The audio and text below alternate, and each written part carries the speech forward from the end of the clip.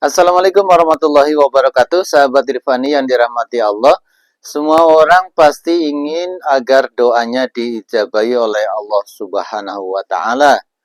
Nah, persoalannya adalah bagaimana cara agar doa kita dikabulkan oleh Allah Subhanahu wa taala.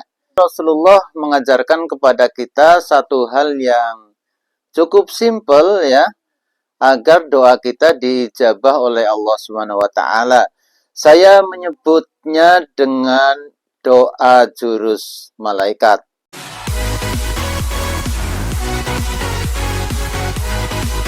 Ternyata yang membuat doa kita tidak dijabah oleh Allah Subhanahu wa taala salah satunya adalah karena kita egois. Ya, karena kita egois, kita selalu mementingkan diri kita, kita hanya mohon ya untuk kepentingan diri kita saja dan kita enggak peduli sama sekali pada orang lain ya. Karena itulah doa yang kita panjatkan tidak diijabah oleh Allah Subhanahu wa taala. Nah, bagaimana cara agar doa kita diijabah oleh Allah? Caranya adalah kita mendoakan orang lain, ya. Kita mendoakan orang lain. Kenapa kalau kita mendoakan orang lain, doa kita diijabah oleh Allah Subhanahu wa taala? Rasulullah Shallallahu alaihi wasallam di dalam satu hadis yang diriwayatkan oleh Imam Muslim bersabda bahwa ketika kita mendoakan orang lain, kita mendoakan baik kepada orang lain, maka di samping kita ada para malaikat ya.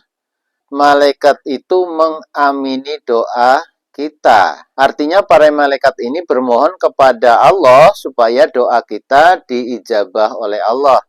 Nah, luar biasa ya, doa ini diaminkan oleh para malaikat.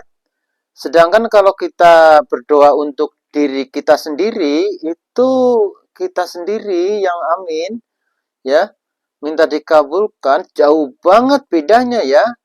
Sementara doa yang satu ini yang mengaminkan para malaikat. Nah, jadi lebih dikabulkan oleh Allah Subhanahu wa taala.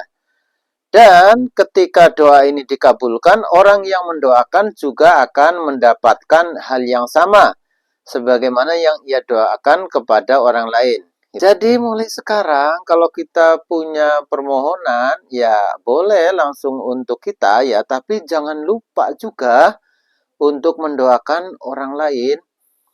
Kalau sahabat Irfani misalnya ada yang belum punya rumah dan ingin punya rumah, jadi doanya jangan hanya ya Allah mudahkan rezeki saya agar saya punya rumah, tapi doakan itu orang-orang yang belum punya rumah agar mereka punya rumah. Yang kedua ini justru lebih mustajab ya, sesuai hadis Rasulullah riwayat Muslim ini. Kenapa? Karena kita kalau mendoakan orang-orang yang enggak punya rumah, itu yang mengamini para malaikat gitu ya. Maka akan diijabahi oleh Allah, dan ketika doa itu diijabah, ya kata Rasulullah, kita juga akan mendapatkan hal yang sama. Jadi kita juga akan diberikan rumah oleh Allah Subhanahu wa taala. Oke ya, sahabat Irfani yang dirahmati Allah. Jadi sekali lagi jangan lupa kita untuk perbanyak mendoakan orang lain. Jadi kita bisa bikin agenda ya. Agendanya apa? Agendanya adalah mendoakan orang lain. Terima kasih.